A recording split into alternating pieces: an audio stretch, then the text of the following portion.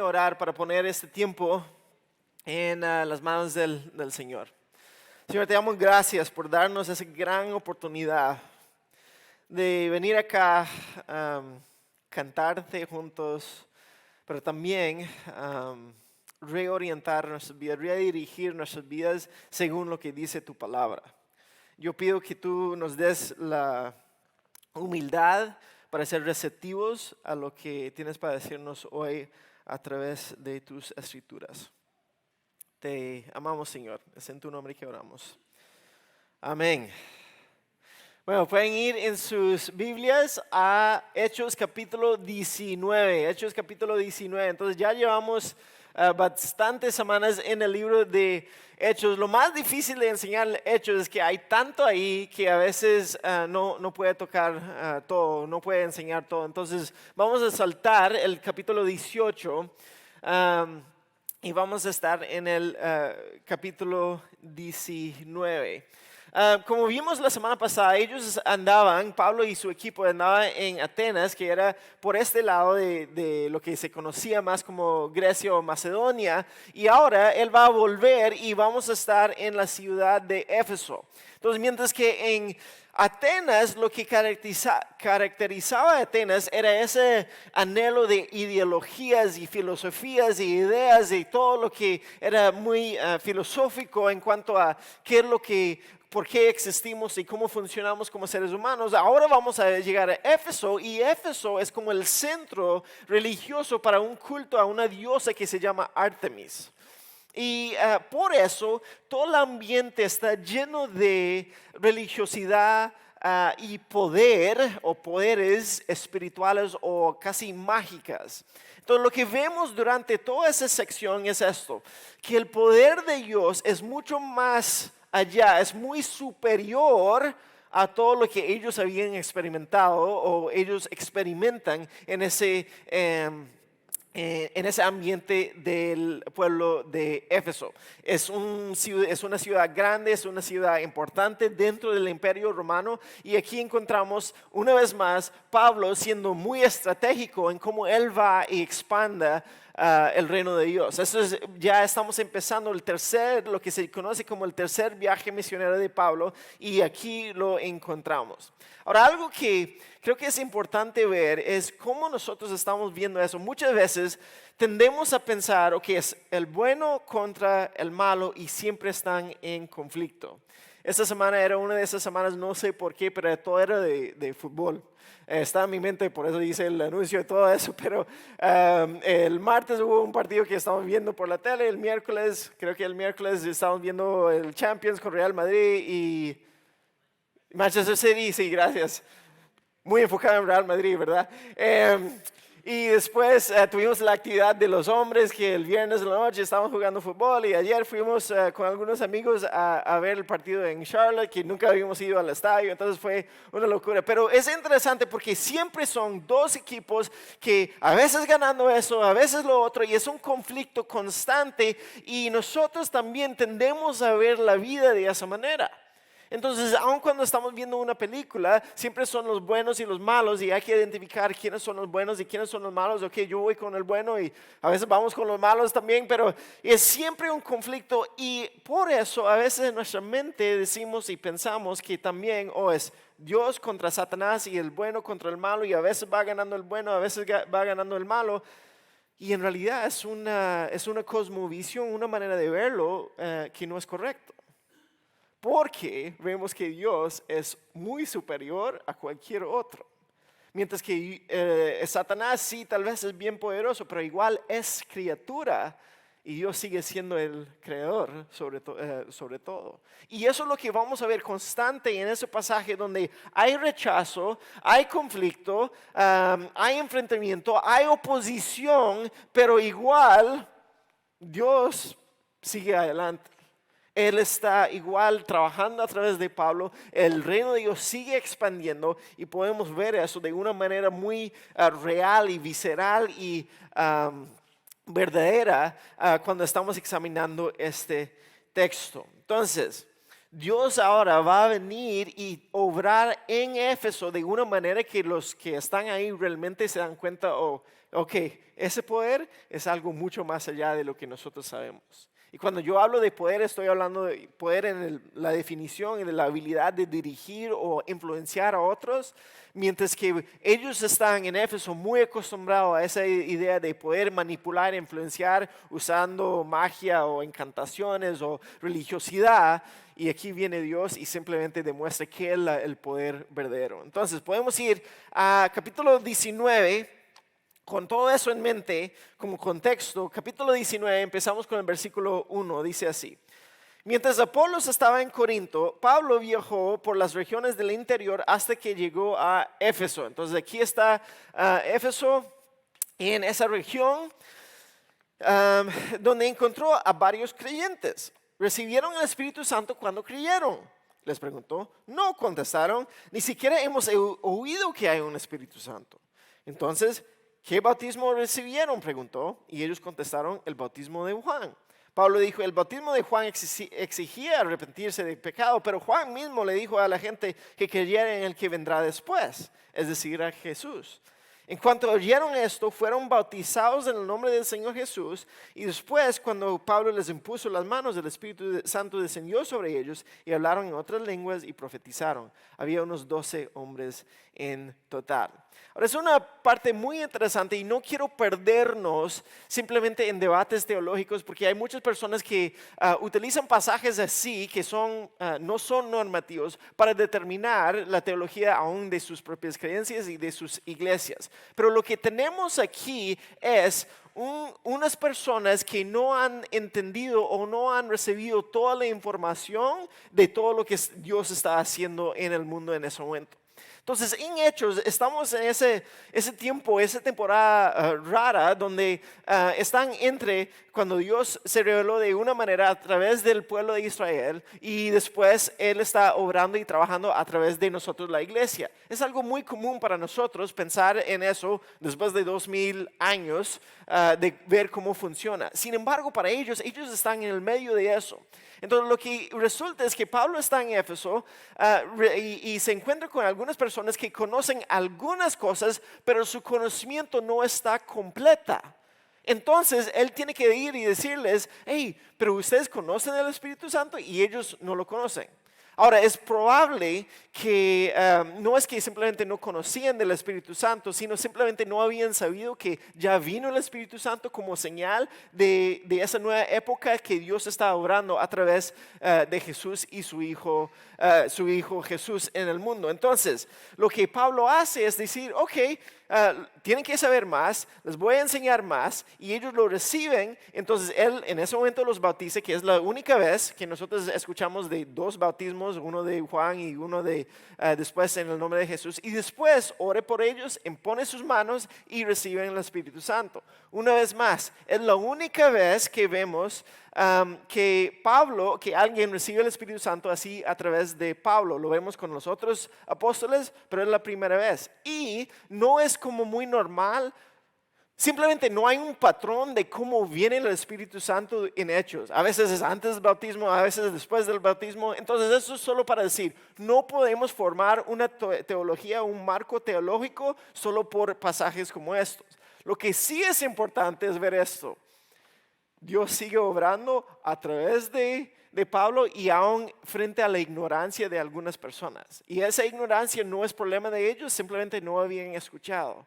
Entonces lo que eso pasa cuando ellos empiezan a hablar en lenguas, como vimos en el capítulo 2, y cuando empiezan a profetizar, que es declarar las justicias de Dios y llamar a personas a arrepentimiento, cuando todo eso está pasando, lo que está haciendo es diciendo, no, Dios confirmando la obra de Él a través de Pablo. Pablo está funcionando bajo lo que Dios está haciendo. Ahora, en todo eso, ¿qué es lo que podemos aprender? Creo que primero vemos que estos hombres, y aún en el capítulo 18, lo mismo pasa a Apolos, y Priscila aquí le va y le dice a Apolos, pero todos ellos son suficientemente humildes como para recibir la corrección.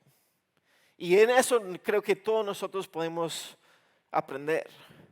Porque nosotros tenemos que tener esa actitud de humildad cuando no tenemos toda la información, cuando no estamos correctos en algo, que alguien puede venir y hablarnos y decir, vea, tu conocimiento es hasta aquí, pero eso es lo que Dios nos ha demostrado. Y ustedes tienen que crecer en esto y tener la humildad para aceptar esa corrección y después crecer en esa corrección. Y por otro lado, como líderes dentro de la iglesia, creo que nosotros tenemos que identificar las brechas o faltas de conocimiento que tienen nuestras personas para que nosotros podamos también entrar en esa brecha y enseñar qué es lo que ellos necesitan entender para seguir creciendo en Cristo. Entonces, creo que es muy importante que todos tengamos esa actitud de ser enseñables y aún tener la valentía para poder hablar con otros, para enseñar a otros. Una de las cosas que siempre decimos aquí cuando estamos viendo personas que quieren servir es que sean fieles, disponibles o dispuestos y enseñables. Si tú tienes esas tres características, vas a crecer en la vida cristiana. Porque vas a ser fiel a lo que Dios te ha dado a hacer, vas a ser dispuesto a servir y ayudar a las personas que necesitan y vas a ser enseñable a crecer y cuando las personas nos corrigen. Y eso somos todos. Y yo, aún para mí, eso me duele pensar, alguien me va a venir y decir eso y es difícil a veces, pero eso es lo que nosotros estamos viendo aquí. Líderes ayudan a otros, otros crecen, esos otros pueden crecer porque son humildes. Debería ser muy obvio en la iglesia, yo lo veo desafortunadamente más en el ambiente de negocios donde buscan mentores o coaches o lo que sea. Y a veces en la iglesia estamos tan orgullosos que no queremos aceptar nada de lo que nadie más nos está diciendo. Entonces esa es el primer demostración del poder de Dios a través de Pablo aquí en el medio de Éfeso. Seguimos con el versículo 8. Dice así: luego Pablo fue a la sinagoga y predicó con valentía durante los siguientes 3 meses, discutiendo persuasivamente sobre el reino de Dios. Entonces, ¿se acuerda? La estrategia normal de Pablo era ir a una sinagoga y empezar a hablar del reino de Dios. La razón, porque la mayoría de las personas ahí por lo menos tiene algún trasfondo de entendimiento bíblico o del Antiguo Testamento. Entonces, él puede construir sobre ese base para decir, este es el Mesías, Jesús es el Mesías. Entonces, él va ahí. Y entonces, él va con valentía. Tiene que ir con valentía. Nosotros hemos visto tantas veces que lo golpean y lo persiguen constantemente y por 3 meses él está ahí y dice persuasivamente discutiendo con todos.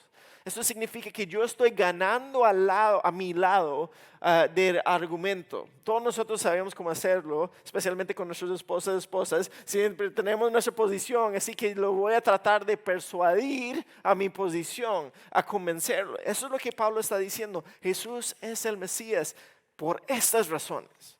Y eso nos demuestra que él no simplemente llegaba a decir, es por fe, simplemente no tienes que entender nada, es simplemente créelo. No, él está construyendo argumentos de por qué eso es verdad y por qué es real. Entonces él dura 3 meses ahí. Igual, como siempre, hay personas que lo rechazan. Dice así: pero algunos, y esos son judíos o personas en la sinagoga por lo menos, se pusieron tercos, rechazaron el mensaje y hablaron públicamente en contra.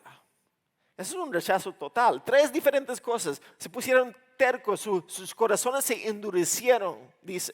Rechazaron el mensaje. No vamos a creer ese mensaje. Ustedes nos están hablando, lo voy a rechazar. Y públicamente ellos hablan en contra del camino, que es lo que llamaban a los cristianos en ese momento. Vamos a ir a otros y decir que estos, lo que están diciendo, están equivocados. Eso no es correcto.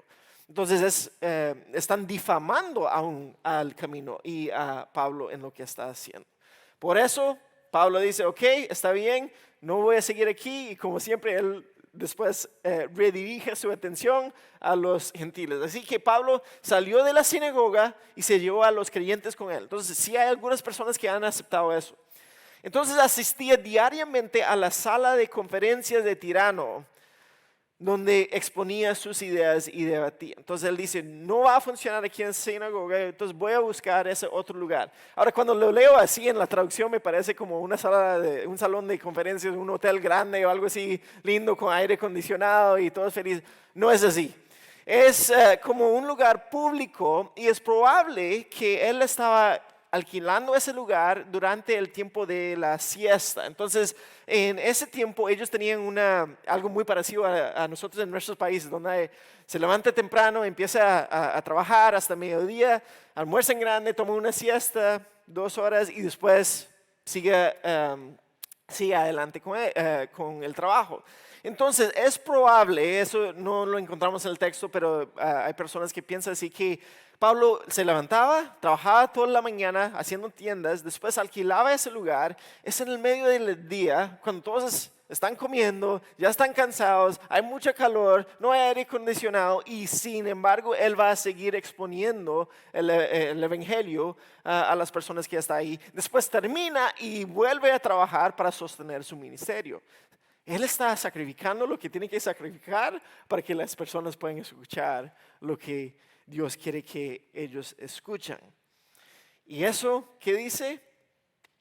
Esto continuó los siguientes 2 años, de modo que la gente de toda la provincia de Asia, tanto judíos como griegos, oyó la palabra del Señor. Entonces él está trabajando duro.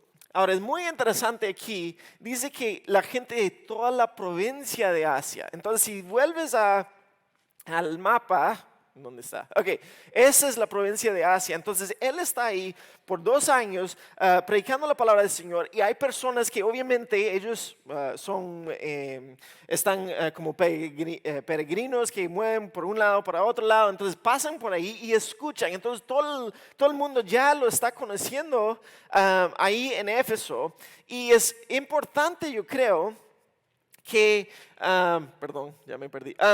Es muy importante, creo, que dice, tanto judíos como griegos oyó la palabra del Señor. No dice y Pablo se hizo famoso. Dice que ellos de toda la provincia están escuchando la palabra del Señor.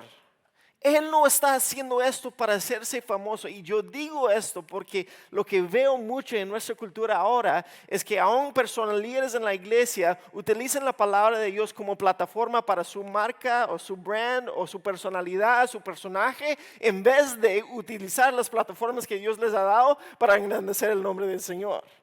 Y entonces lo que pasa es que vemos que en las redes de TikTok y Instagram y uno tiene un sitio web con su nombre, digamos, Pablo no tenía ministeriosdepablo.com que él está tratando de engrandecerse donde se aparece con el traje entero y todo bonito y todo. No, su enfoque por completo es lo que Cristo ha hecho y lo que está haciendo. Entonces, aún nosotros tenemos que tener mucho cuidado de no rayar la línea. Yo creo que es importante usar la tecnología que Dios nos ha dado, usar las plataformas que Dios nos ha dado, pero no para engrandecernos a nosotros, sino para que la gente escuche la palabra del Señor.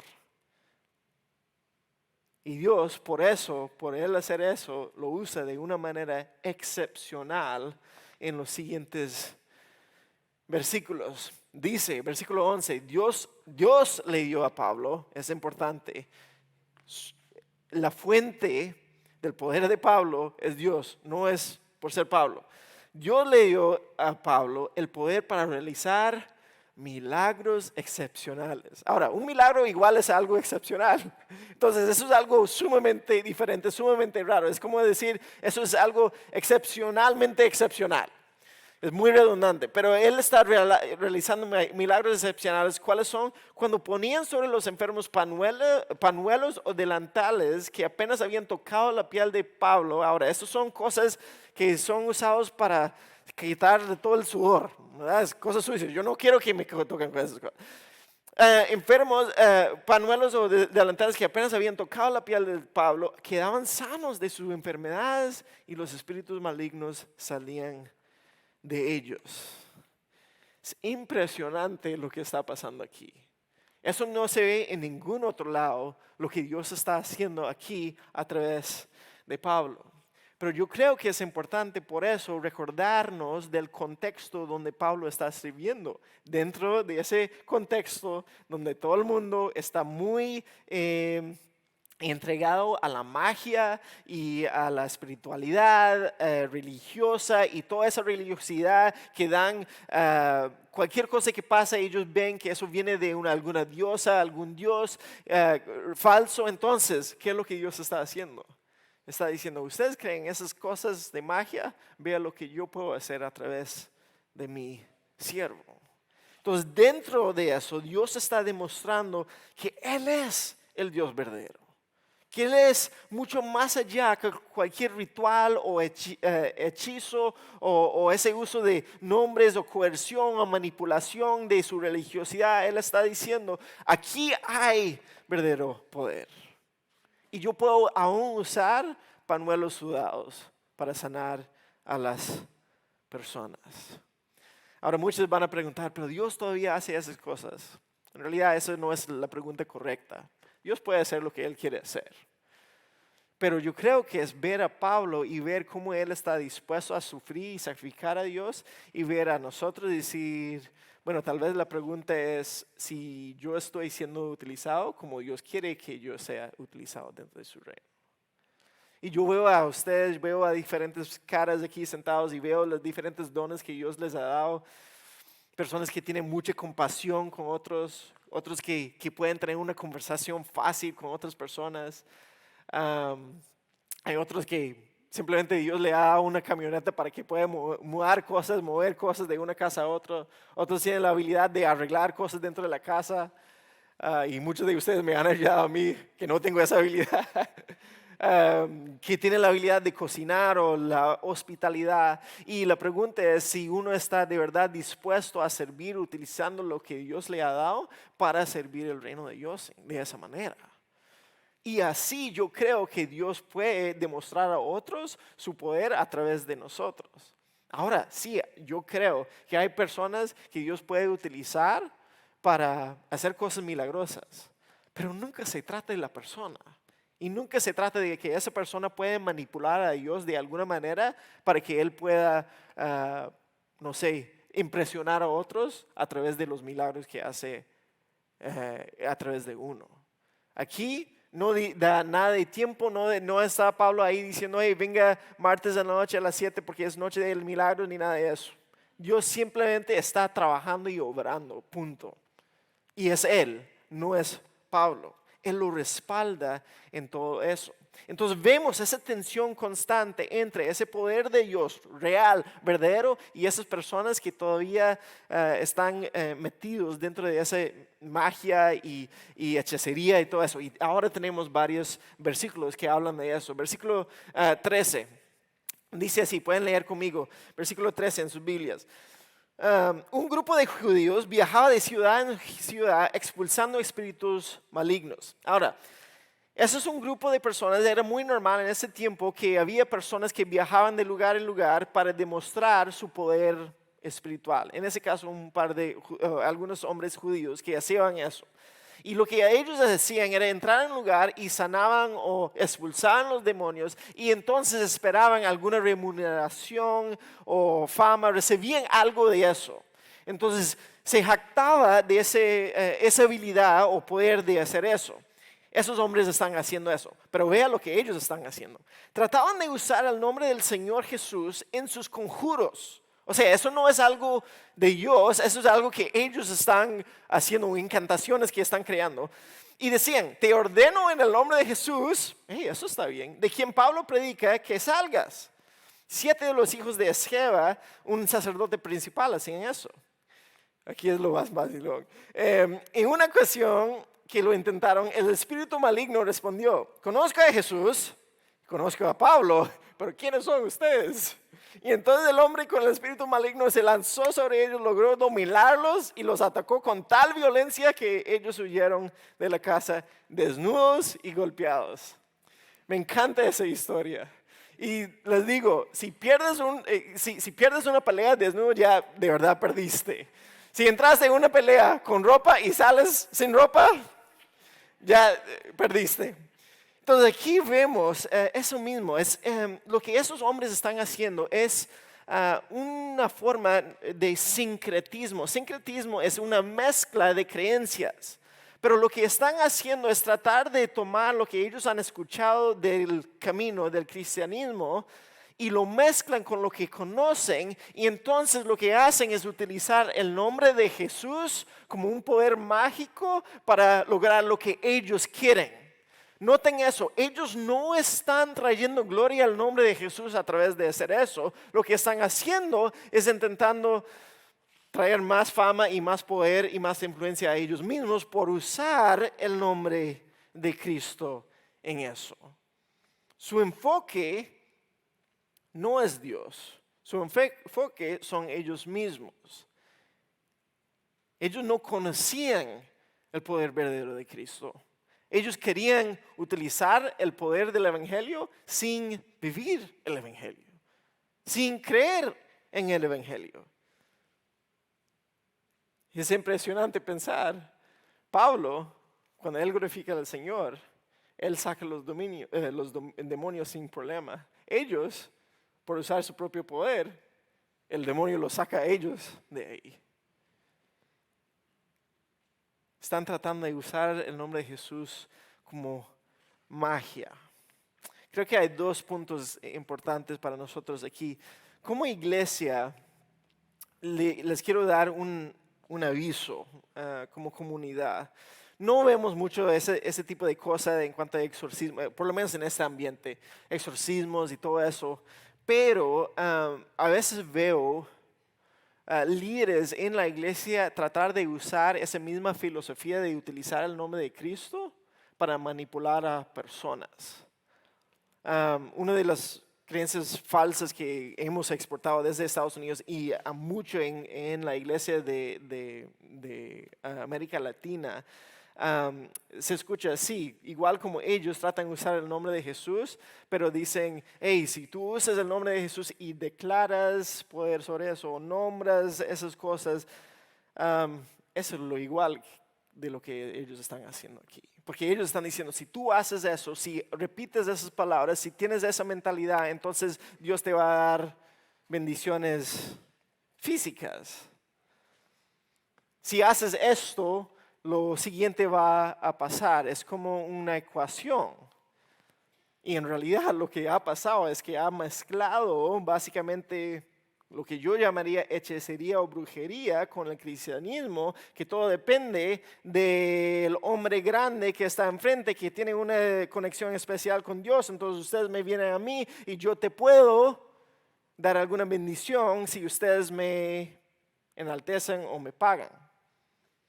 O da a la iglesia o los términos que quieres poner ahí.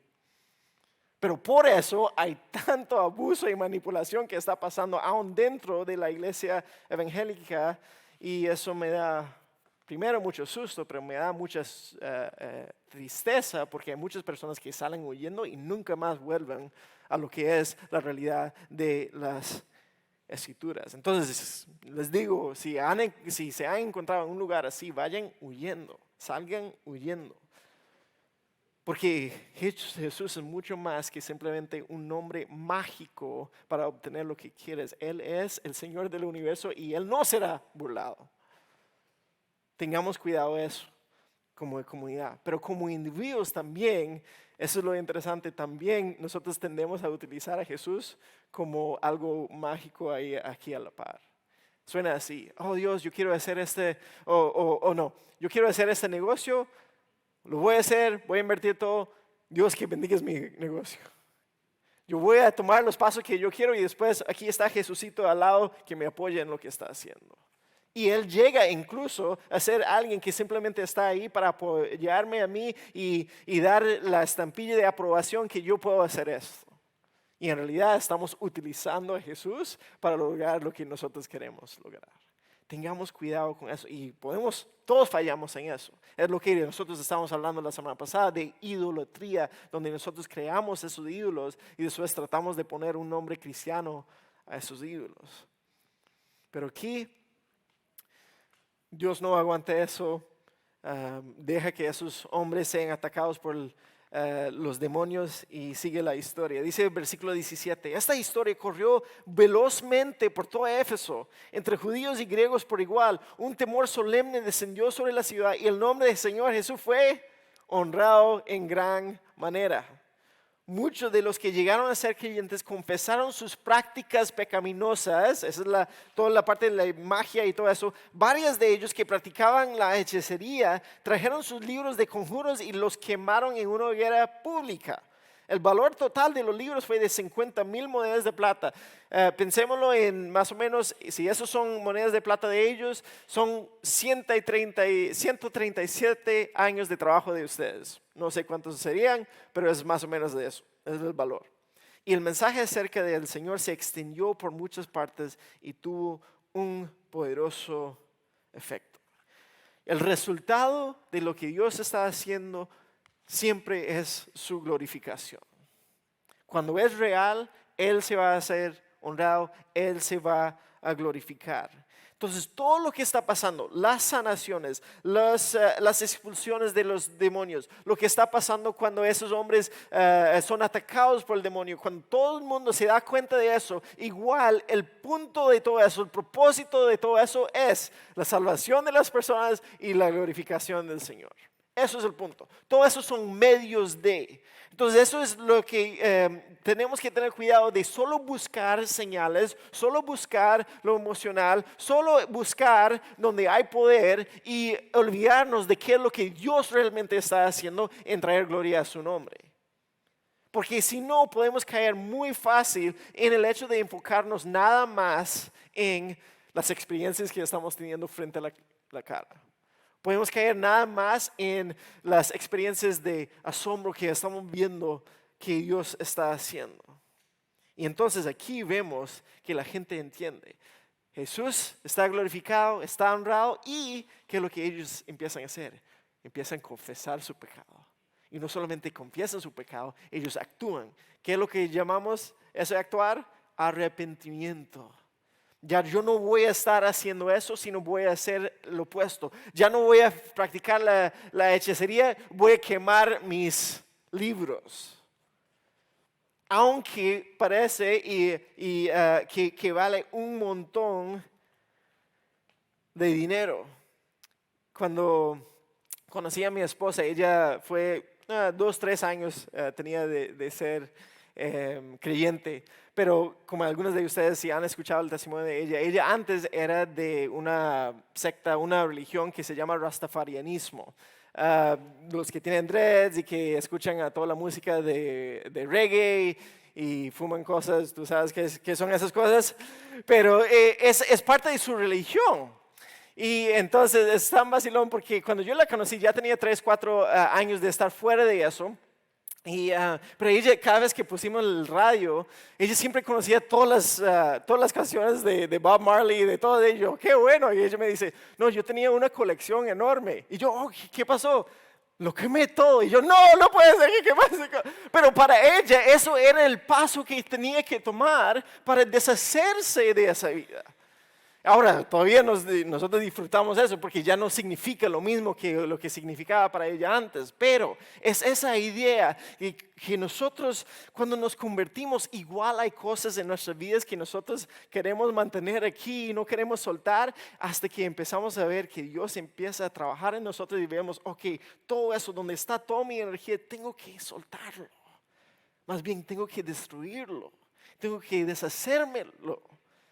Porque si no, eso siempre va a estar en mí. Y eso es lo que estamos viendo en las personas. Y para nosotros, eso es lo que nosotros tratamos cuando hablamos de regeneración y nuestros grupos de regeneración. Y todos preguntan, hey, pero ¿por qué voy a hablar de esas cosas que están en el pasado? Porque todavía hay cosas de nuestro corazón que están arraigado ahí. Y para realmente cortarlos hay que reconocerlos y confesarlos. Y después decir, ok, ahora ¿qué es el acto que yo tengo que tomar para deshacerme de eso realmente? Y para cada uno de nosotros eso es muy difícil, pero Dios nos llama a sacarlo, destruirlo y seguirlo a Él. Entonces ellos empiezan a darse cuenta, wow, todo nuestro pasado con la magia, el poder y esto, y las encantaciones y conjuros, eso no va con una vida de seguir a Cristo. Entonces ellos se deshacen de todo eso. Hay un cambio de vida, hay un cambio en sus vidas porque su fe realmente ha cambiado y se ha puesto en Cristo. Ahora no voy a terminar de leer el resto del capítulo, pero quiero resumirlo de lo que está pasando porque vemos igual ese conflicto. Tal vez esta vez no es tan en el ambiente espiritual, pero igual tiene que ver con eso. Entonces Pablo, después el Espíritu Santo dice, hey, vaya, vuelva a esos otros lugares, pero antes de que se pueda ir, hay un disturbio en Éfeso. Y la razón es porque hay un señor que se llama Demetrio, que él es como hacedor de ídolos, básicamente. Es el que fabrica los ídolos de plata y cosas así. Y lo que hacían es todo un grupo de personas que fabricaban ídolos y los vendían a las personas. Ahora, Éfeso fue el centro del culto a la diosa Artemis. Entonces, había un templo enorme ahí, muy, muy grande ahí, donde todo el mundo venía y adoraba a ella de ciertas diferentes maneras muy paganas y todo eso. Pero yo venía, digamos, de un otro lugar en la provincia, quería darle gracias o sacrificar a esa diosa. Entonces, ¿qué es lo que hago? Voy y compro un ídolo. Pero ¿qué es lo que está haciendo Pablo y el camino y los cristianos? Ellos están diciendo, esos no son dioses, esos no son dioses. Por 2 años la gente empieza a entender. Si esos no son dioses, no voy a ir y pagar para comprar un ídolo. Entonces, ¿qué es lo que pasa? Todo ese sector, toda esa industria de producir y fabricar ídolos, está perdiendo. Demetrio, que es como el líder de todo eso, se da cuenta de eso y no está feliz. ¿Por qué? Está perdiendo su negocio. Entonces él viene y él dice, primero nos están deshonrando a nuestra diosa. Segundo, nosotros vamos a perder respeto. Y tercero, estamos perdiendo dinero. Entonces, obviamente, él va a actuar muy a la defensiva y entra ahí y empieza a hablar y quejarse a todos los que están ahí.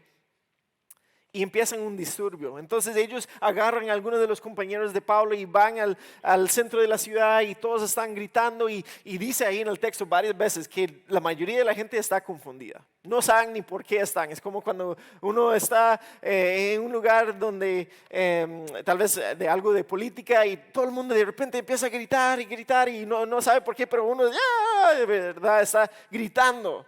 No sabe qué es lo que está pasando, están confundidos, pero esos, obviamente ellos están diciendo, no, ellos están afectando nuestro negocio, están interrumpiendo, están alborotando nuestro estilo de vida aquí en Éfeso. Al final llegan a una conclusión, viene el que actúa como alcalde y él llega y él dice 2 cosas. Primero, si ella es de verdad una diosa, ella puede defenderse a sí mismo, no se preocupen por eso. Y segundo, ellos no han hecho nada, no han robado ídolos, no han entrado y no han defamado nada. Y eso valida aún incluso lo que estaban haciendo los cristianos. Ellos no estaban siendo violentos, ellos simplemente estaban predicando la verdad. Ellos eran los otros que estaban siendo alborotados y creando confusión. Entonces primero vemos que el evangelio verdadero, eso trajo tanto paz y a las vidas de las personas que estaban ahí, y la religiosidad y la defensa, la reacción a eso trajo mucha confusión y alboroto ahí. Pero aquí es muy importante para nosotros entender eso. El evangelio de Cristo te va a cambiar tu vida, si lo crees de verdad. Tiene suficiente poder en eso. Te va a cambiar, te va a alborotar. Te va a hacer sacar esas cosas que uno tiene en uno mismo. Pero las personas que no reaccionan a eso, ellos no les va a gustar ese cambio. Y puede haber una reacción más violenta en eso. Van a reaccionar con hostilidad en eso. Entonces, por un lado, nosotros necesitamos ser alborotados por el evangelio. Eso es lo que Él hace en nosotros. Y aquí vemos que cuando no alborota el evangelio en ellos empiezan a reaccionar de esa hostilidad frente a otros. Entonces hay cambio que viene Y es por eso que uno puede decir, wow, mira, hace 10 años que yo tenía esa actitud, yo hablaba de esa manera, ya ha cambiado. O yo veía el dinero de esa manera y ahora yo he cambiado.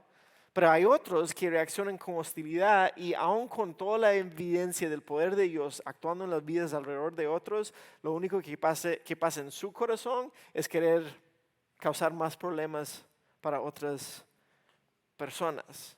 Pero igual, lo que siempre vemos, los cristianos aquí, ellos no son los que están causando los problemas. Y creo que aún para nosotros, nuestra responsabilidad es vivir el Evangelio de una manera con paz, pero para que otros puedan vernos y decir, wow, él ha cambiado, ella ha cambiado. Ese sí es diferente. Entonces eso nos interrumpe en nuestras vidas. Y creo que para nosotros es importante dejar que el Evangelio nos interrumpa a nosotros y no dejar que el mundo nos interrumpa a nosotros. A veces yo conozco y hablo con personas, no, yo iba bien, pero después vi eso en la cultura o vi ese video en YouTube y ahora no sé qué pensar y nada de eso. Cuando nosotros estamos bien fundamentados sobre la fe, la verdad de las escrituras, entonces dejamos que eso nos cambie, que eso nos influencia, no lo que está afuera. Entonces deje que el Evangelio nos cambie en eso.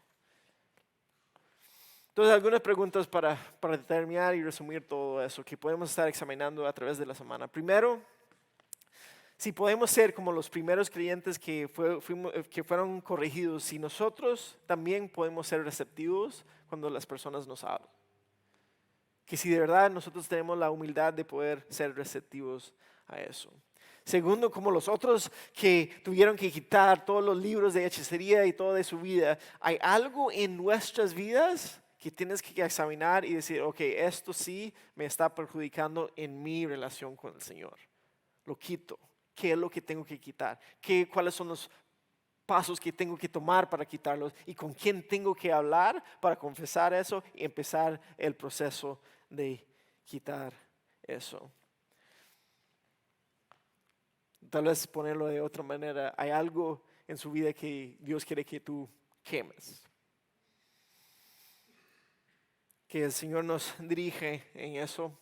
Va a haber líderes al final del servicio para hablar de eso y estamos muy dispuestos a ayudarles en cuáles pasos que tienen que tomar en eso. Déjame orar.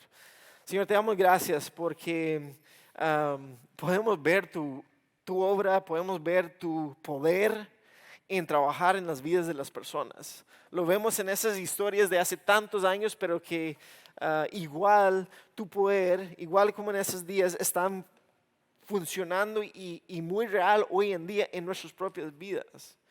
Te damos gracias porque a muchos de nosotros aquí ya has hecho mucho de ese trabajo, de esa tarea. Pero a la vez sabemos que es algo continuo y la razón que lo hacemos no es porque eso es lo que nos gana la salvación, sino es porque tú ya nos diste salvación y queremos vivir vidas que te honra, que te glorifica.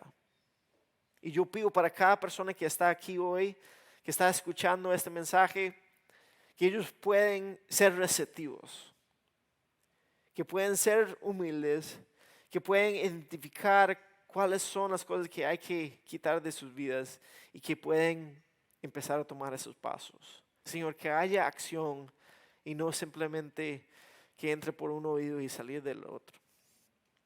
Te amamos, Señor, porque tú has hecho todo por nosotros en darnos nuestra vida y te damos gracias, Señor. Es en tu nombre que oramos. Amén.